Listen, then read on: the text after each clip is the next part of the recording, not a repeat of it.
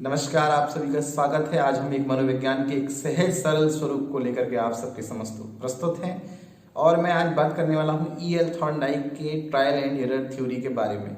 हम उस सिद्धांत को बहुत सरलतम तरीके से समझने की कोशिश करेंगे, सरलतम ढंग से उसको जानने की कोशिश करेंगे। तो E.L. थॉर्नडाइक का जो सिद्धांत है वो संबंधवाद यानी कनेक्शनिज्म और साहचर्यवाद यानी एसोसिएशन को लेकर के काम करने वाला सिद्धांत रहा है। इस सिद्धांत के परीक्षा उपयोगी तथ्य मैं वीडियो के अंत में आप सबको बताऊंगा, लेकिन इस सिद्धांत को हम समझें कैसे, इस पर हम अभी बात करेंगे। उदाहरण के तौर पर मैं आपको सबसे पहले इस सिद्धांत को उदाहरण के माध्यम से, यूं कह दें कहानी के माध्यम से स्पष्ट करने वाला हूं। E.L. थॉर्नडाइक ने एक बक्से को बनवाया, कुछ सलाखें यानी कुछ रॉड्स उसमें लगी हुई थी जिससे उसमें कुछ बाहर के अंदर से बाहर देख सकता था। इस प्रकार उन्होंने एक बिल्ली को उस बक्से में रख दिया और उस बक्से को लॉक कर दिया। वहां पर एक लीवर लगा हुआ था और सामने एक मृत मछली को रख दिया गया। बिल्ली भूखी थी, बिल्ली बार बार उस मृत मछली को देखती थी और इस प्रयोग करने के पीछे की जो साइकोलॉजी है या जो बातें हैं वो मैं आपको इस उदाहरण के बाद बहुत विधिवत और सरलतम तरीके से बताने वाला हूं। तो जब वो बिल्ली बार बार उस मृत मछली को देखती थी, उस उछल कूद करती थी, उस बक्से से बाहर आने के लिए प्रयास करती थी और ये प्रयास वो लगातार करती रहती थी। अब चूंकि वो बिल्ली को कुछ पता नहीं था, भूख थी और उसके सामने जो मछली का मृत टुकड़ा प्लेट में रखा हुआ था वो उसे साफ दिख रहा था। बिल्ली बार बार उछलती कूदती, परेशान होती, खींचती और ऐसा वो करती। और ये यकायक क्या हुआ, अचानक क्या हुआ कि बिल्ली का पंजा अंदर लगे हुए लीवर पर पड़ा, दरवाजा खुला, बिल्ली बाहर आई और उसने उस मृत मछली के टुकड़े को खा लिया। फिर थॉर्नडाइक ने यह प्रयोग किया और फिर से उस बिल्ली को उसके अंदर रख दिया गया। फिर रखने के बाद बिल्ली ने फिर यही चीजें करना प्रारंभ किया, उछल कूद, और पहली बार से बिल्ली ने अब कम समय लिया और फिर अनायास उसका लीवर पर पैर पड़ा और फिर जाकर के उसके पंजे पड़ने से वो खुल गया, बाहर आ गई बिल्ली। ऐसी सतत क्रियाएं होती रही। बार बार बिल्ली अपने उस निश्चित समय में कमी करती रही। एक स्थिति आई कि बिल्ली ने उछल कूद करते करते सीधे पंजे पर, लीवर पर पैर रखना प्रारंभ कर दिया और अंततः एक स्थिति आई कि बिल्ली अब बिना किसी उछल कूद, अनावश्यक क्रियाओं के, अनर्गल क्रियाओं के सीधे जाकर के लीवर पर रखा और वो फिर बॉक्स खुल गया। ये सब एक प्रयोग के दौरान हो रहा था। तो बिल्ली ने जब अपनी उन अनएप्रोप्रिएट एक्टिविटीज को कम कर दिया और डायरेक्ट केवल एक उद्देश्यपूर्ण क्रिया को किया और पिंजरा खोलने लगा, यानी वो बॉक्स जो था वो खोलने लगा। क्या था? तो थॉर्नडाइक ने सीखने की व्याख्या करते हुए कहा कि जब कोई वातावरणीय उद्दीपक व्यक्ति के सामने दिया जाता है तो वह सही अनुक्रिया होने पर जो विशेष उद्दीपक के साथ उसका एक संबंध बन जाता है। बार बार बिल्ली की उछल कूद करती क्रियाओं के बाद पंजा जब लीवर पर पड़ता है और द्वार खुलता है और मृत मछली का टुकड़ा मिलता है तो उद्दीपक की अनुक्रिया सही होने लगती है और अंततः बिल्ली केवल सीधे पंजा लीवर पर रखती है और गेट खुलता है।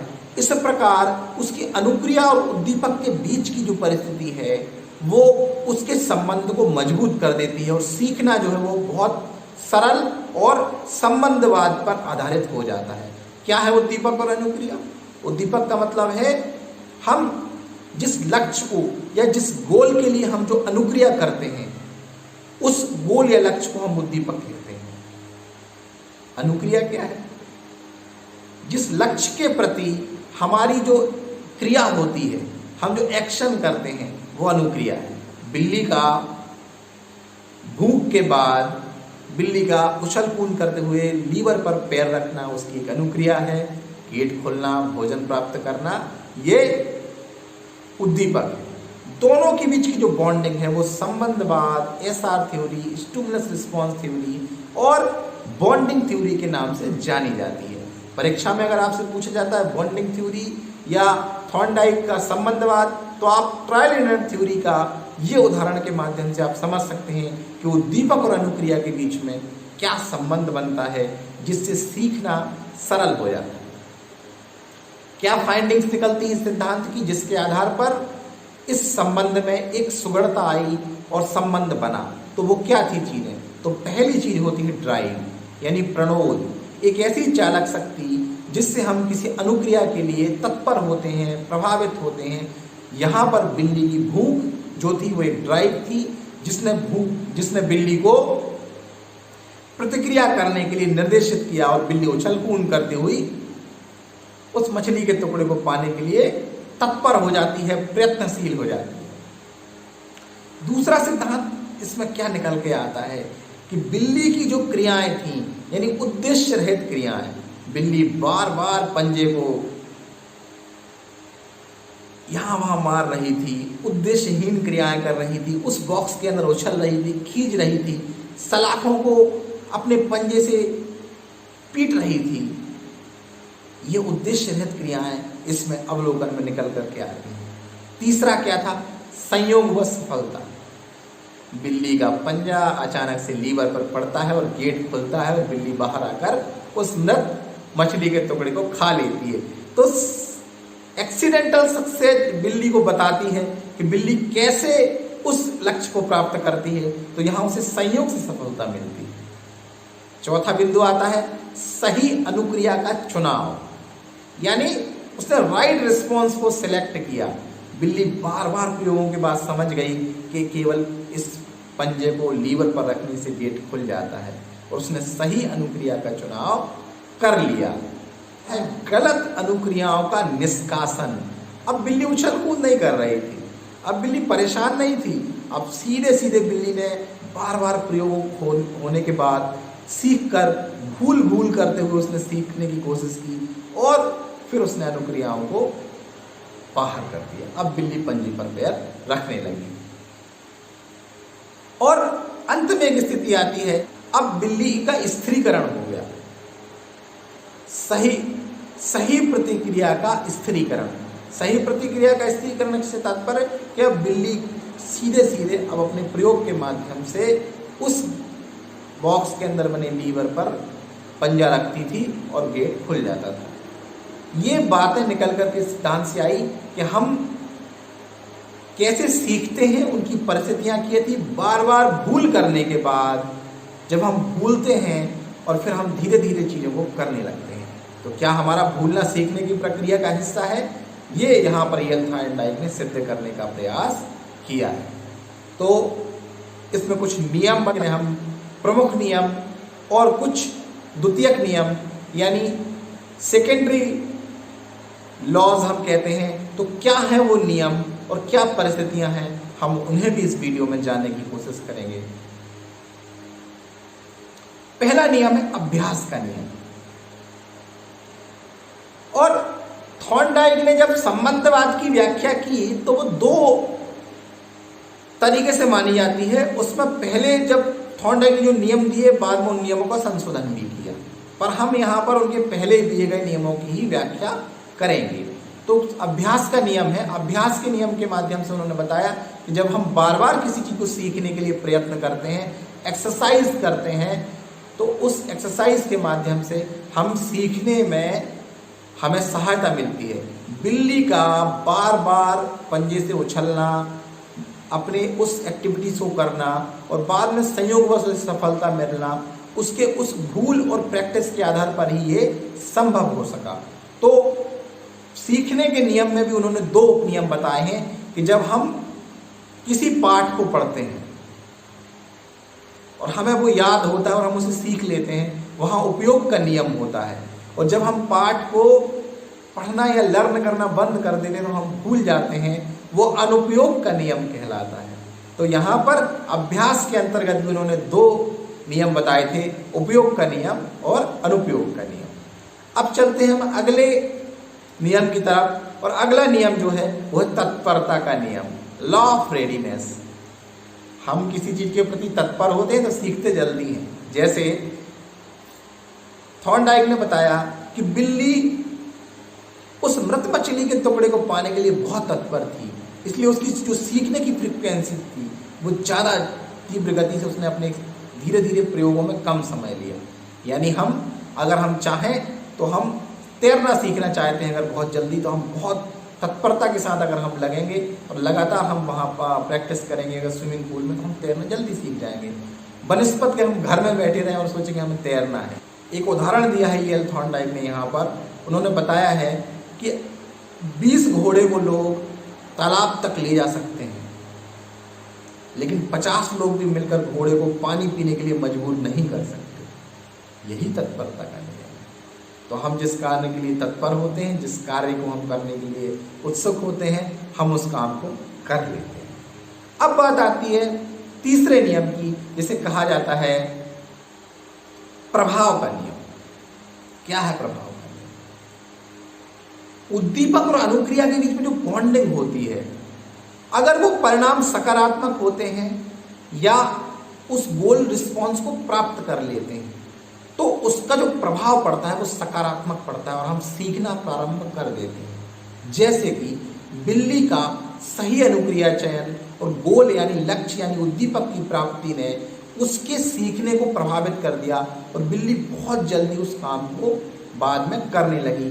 तो हम जब कोई काम करते हैं तो हमारे काम पर इसका प्रभाव पड़ता है। प्रभाव के नियम में संतोष का भी नियम कहलाता है।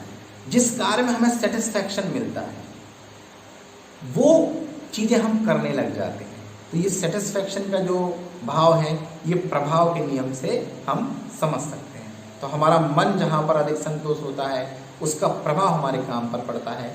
यानी अगर हमें कोई होमवर्क करना या हमारे मनपसंद विषय का होमवर्क हमें मिलता है तो हम बहुत जल्दी से उस बच्चे उसको कर लेते हैं, क्योंकि उन्हें उस कार्य को करने में संतोष मिलता है, क्योंकि वो विषय उन्हें बहुत पसंद है और वो उन्हें आता है। इसलिए हम समझ सकते हैं प्रभाव के नियम को कि जहाँ पर संतोष मिलता है वहाँ पर हम चीज़ों को सीख लेते हैं। क्या है वो गौण नियम? वो गौण नियम बताए हैं 5 नियम। ईएल थॉर्नडाइक ने इन 3 नियमों के अलावा भी 5 नए नियम बताए हैं जिनके माध्यम से हम चीज़ों को और अच्छी से सीख सकते हैं। तो वो है बहुक्रिया का नियम, यानी मल्टीपल रिएक्शंस हम किसी काम के लिए करते हैं। हम छोटे छोटे तरीके से किसी चीज़ को सीखते हैं तो हम बहुत सारी अनुक्रियाएं करते हैं, और वो जो अनुक्रियाएं हमारी सीखने के लिए होती हैं वो बहुक्रिया का नियम, यानी हम सीखने के लिए मल्टीपल तरीके से काम करते हैं। दूसरा नियम क्या है? आंशिक अनुक्रिया का नियम है, जिसे तत्व प्रबलता भी कहा जाता है, प्रोपोटेंसी ऑफ एलिमेंट। जो दूसरा नियम है तत्व प्रबलता का या आंशिक नियम, जिसे प्रोपोटेंसी ऑफ एलिमेंट्स भी कहा जाता है।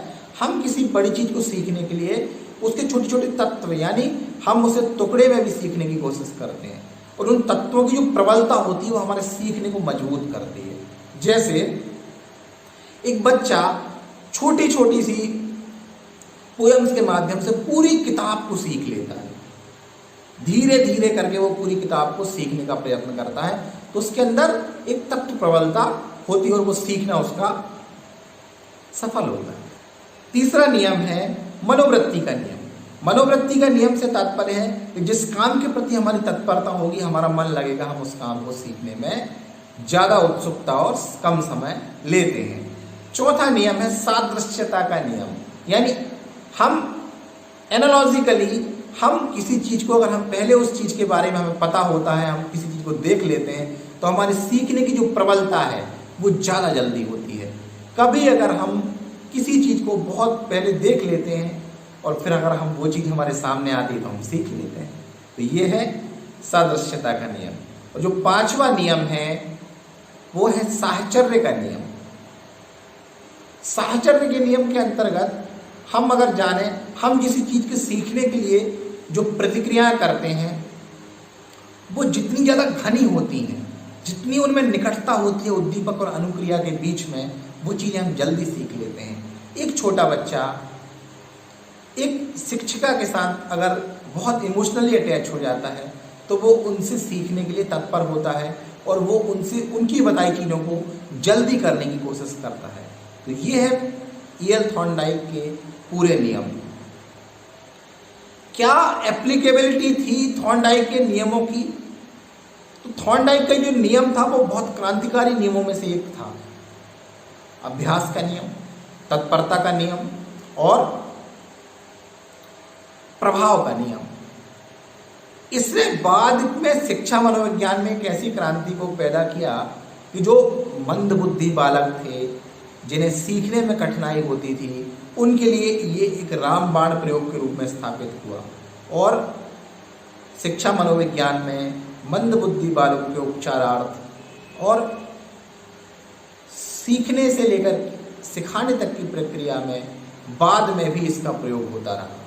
कालांतर में इस प्रयोग में कुछ आलोचनाएं भी हुई।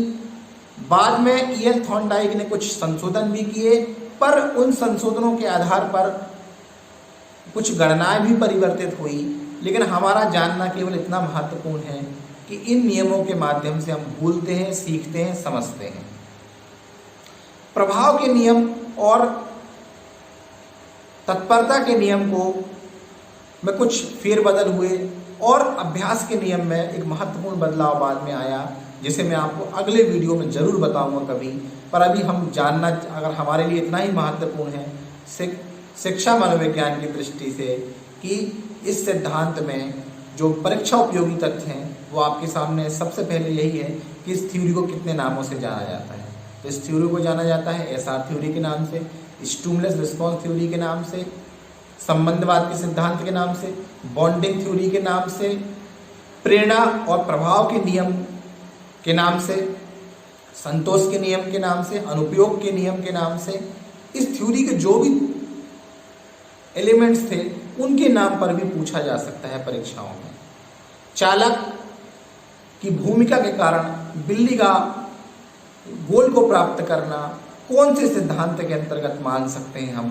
तो हम कहेंगे उसे भूल और प्रयत्न के बाद बने हुए संबंध, साहचर्यवाद का ये सिद्धांत कहलाता है।